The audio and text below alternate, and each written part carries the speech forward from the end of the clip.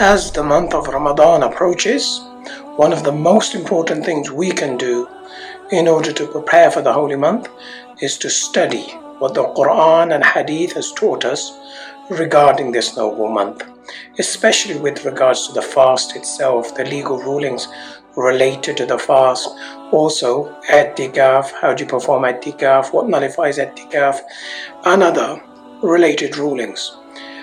Please do join us at Lote Foundation every Tuesday 8:15 p.m. to 9:15 p.m. for 6 weeks for a course on the fiqh of fasting according to the Hanafi madhab.